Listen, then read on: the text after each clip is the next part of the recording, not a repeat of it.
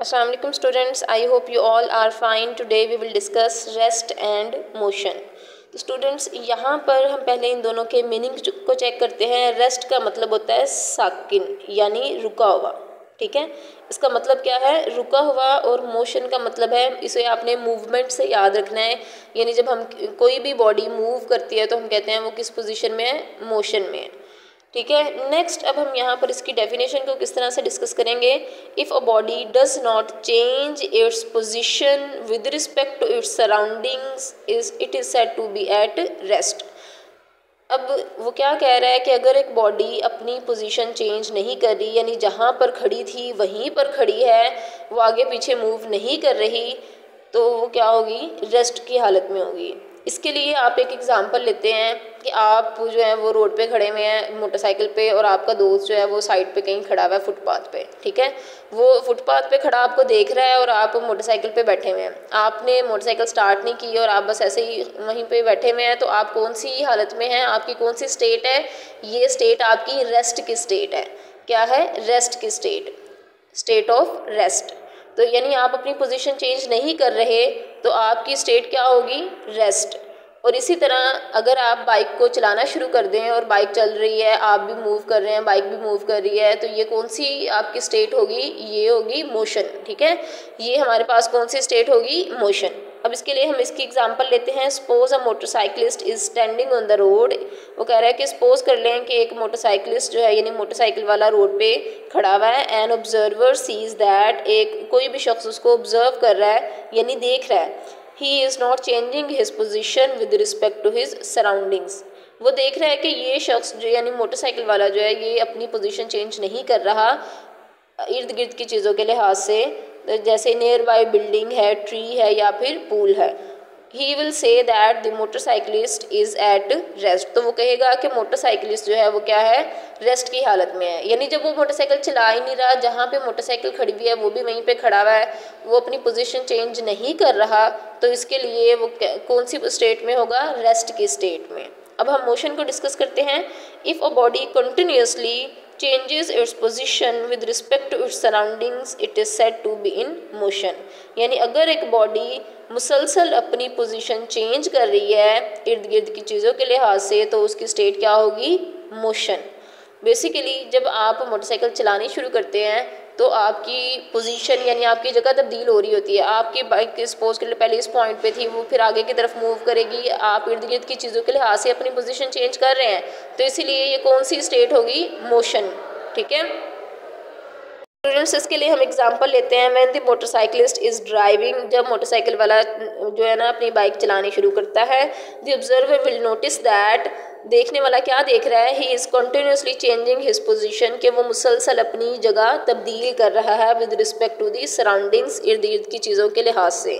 Then the observer will say that the motorcyclist is in motion. तो अब जो हमें ऑब्जर्व कर रहा है वो क्या कहेगा कि मोटरसाइकिल जो है वो अब मूव कर रही है और मोटरसाइकिलिस्ट भी किस पोजीशन में है या किस हमारे पास स्टेट में है, वो मोशन की स्टेट में है। तो आई थिंक अब तक आपको रेस्ट और मोशन में डिफरेंस जो है वो क्लियर हो गया होगा। यहाँ पर आपने लिखना है कि डिफाइन मोशन और डिफाइन रेस्ट, फिर उसकी एग्जांपल है यहाँ तक, ठीक है, ये पेपर में आती है। और उसके बाद आपने जब डिफाइन मोशन को डिस्कस करना है तो यहाँ से यहाँ तक आपने इसकी जो है वो एग्जांपल को भी शो करना है। इसमें एक और क्वेश्चन आता है पेपर में। क्वेश्चन क्या है, basically difference between rest and motion, ठीक है। ये भी एक क्वेश्चन आता है कि what is the difference between rest and motion. तो उसमें आपने इसकी डेफिनेशन और एग्जांपल दोनों को डिस्कस करना है। नेक्स्ट हमारे पास जो लास्ट पैराग्राफ है, इसमें हम इसे किस तरह से रीड करेंगे, द स्टेट ऑफ रेस्ट और motion of a body is always relative.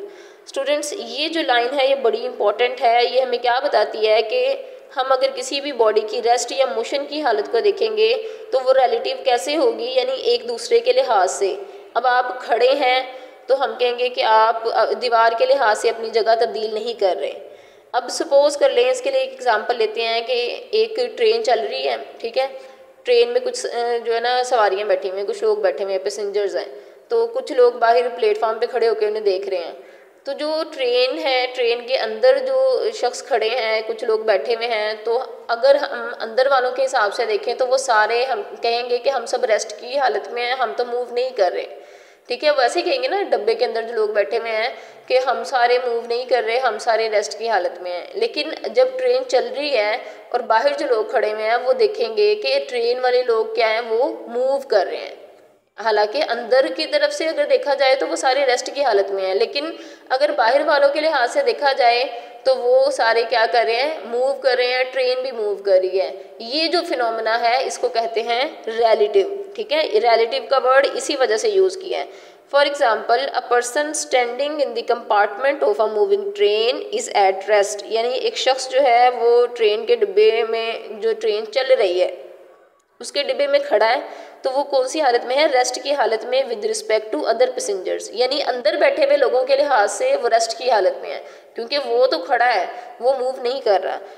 But he is in motion, लेकिन वो मोशन में है with respect to observer standing on the platform of a railway station, यानी अगर वो अंदर वाले लोगों के लिहाज से देखा जाए तो वो मूव नहीं कर रहा, वो रेस्ट की हालत में है। लेकिन अगर यही बाहर जो प्लेटफॉर्म पे लोग खड़े हुए हैं उनके अकॉर्डिंग देखा जाए तो वो क्या कहेंगे, वो उसे देख कर यही कहेंगे कि ये जो है ये मूव कर रहा है, ठीक है।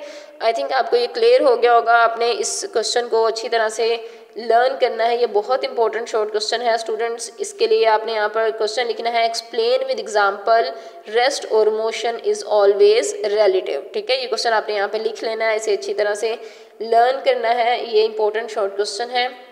अगर आपको कोई भी कन्फ्यूजन हो तो वीडियो को रिपीट करके एक बार ज़रूर चेक कर लिया करें।